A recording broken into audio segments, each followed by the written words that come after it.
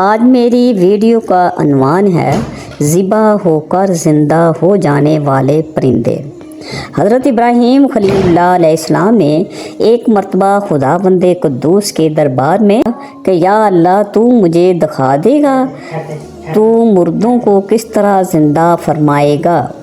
تو اللہ تعالیٰ نے فرمایا کہ اے ابراہیم کیا اس پر تمہارا ایمان نہیں ہے؟ تو آپ نے عرض کیا کیوں نہیں، میں اس پر ایمان تو رکھتا ہوں، لیکن میری تمنا یہ ہے کہ اس منظر کو اپنی آنکھوں سے دیکھ لوں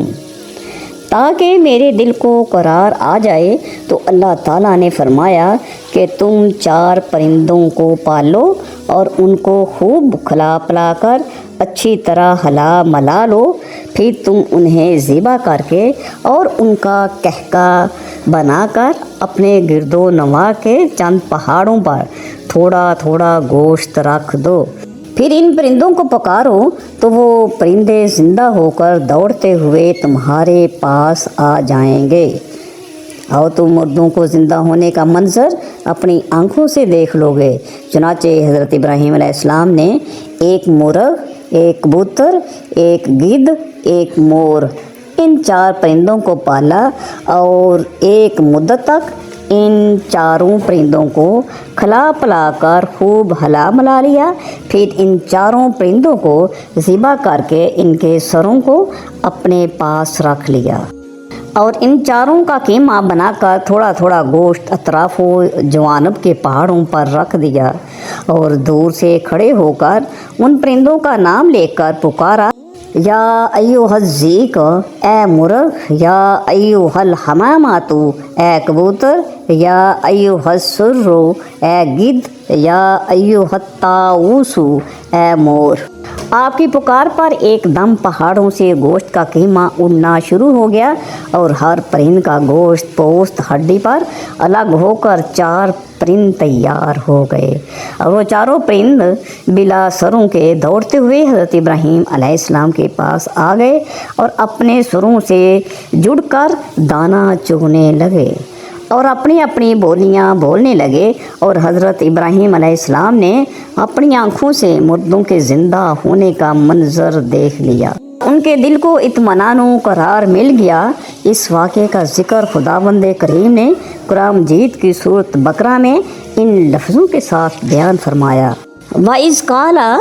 إِبْرَاهِيمُ رَبِّ أَرِنِي كَيْفَ تُحْيِي الْمَوْتَىٰ قال اولم تؤمن قال بلى ولكن ليطمئن قلبي قال فخذ 4 من الطير فصرهن إليك ثم اجعل على كل جبل منهن جزءا ثم ادعوهن يأتينك سعيا واعلم ان اللہ عزیز حکیم۔ اور جب عرض کی ابراہیم نے اے رب مجھے دکھا دے تو کیوں کر مردے جلائے گا؟ فرمایا کیا تجھے یقین نہیں؟ عرض کی یقین کیوں نہیں، مگر یہ چاہتا ہوں کہ میرے دل کو قرار آ جائے۔ فرمایا تو اچھا 4 پرندے لے کر اپنے ساتھ ہلا لے، پھر ان کا ایک ایک ٹکڑا ہر پہاڑ پر رکھ دے، پھر انہیں بلا وہ تیرے پاس چلے آئیں گے پاؤں سے دوڑتے، اور جان رکھ کہ اللہ غالب حکمت والا ہے۔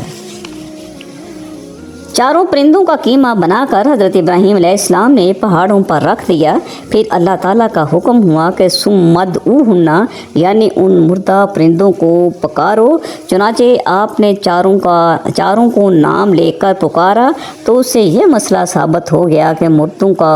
پکارنا شرک نہیں،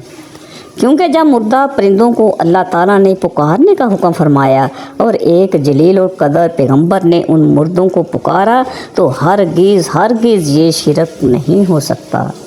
کیونکہ خداوند کریم कभी भी किसी को शिरक का हुक्म नहीं देगा, ना कोई नबी हरगिज़ कभी शिरक का काम कर सकता है। तो जब मरे हुए परिंदों को पुकारना शिरक नहीं, तो वफात पाए हुए खुदा के वलियों और शहीदों का पुकारना क्यों कर शिरक हो सकता है। जो लोग वलियों और शहीदों के पुकारने को शिरक कहते हैं और या गौस का नारा लगाने वालों को मुशरिक कहते हैं, उन्हें थोड़ी देर सर झुकाकर सोचना चाहिए कि इस कुरानी वाक़े की रोशनी में उन्हें हदायत का नूर नज़र आ जाए। हज़रत इब्राहीम अलैहिस्सलाम ने जिन 4 परिंदों को ज़िबा किया, उनमें से हर परिंद एक बुरी खसलत में मशहूर है। मसलन मोर को अपनी शक्ल सूरत की खूबसूरती पर घमंड रहता है और मुर्ग में कसरत शूत की बड़ी खसलत है और गिद्ध में हिरस और लालच की बड़ी आदत है और कबूतर को अपनी बुलंद परवाज़ी और ऊंची उड़ान पर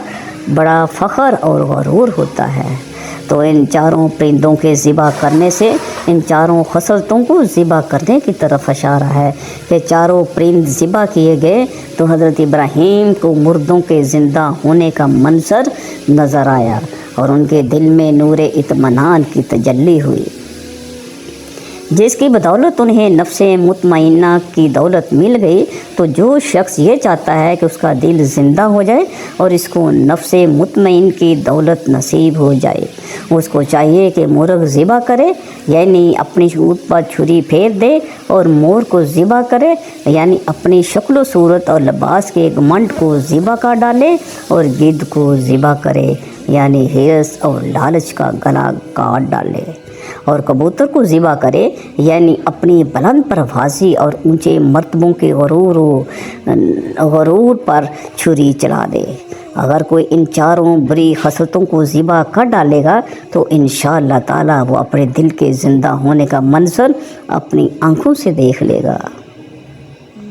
और इसको नफ्से मुतमइन की सरफराजी का शरफ हासिल होगा। वल्लाहु ताला आलम।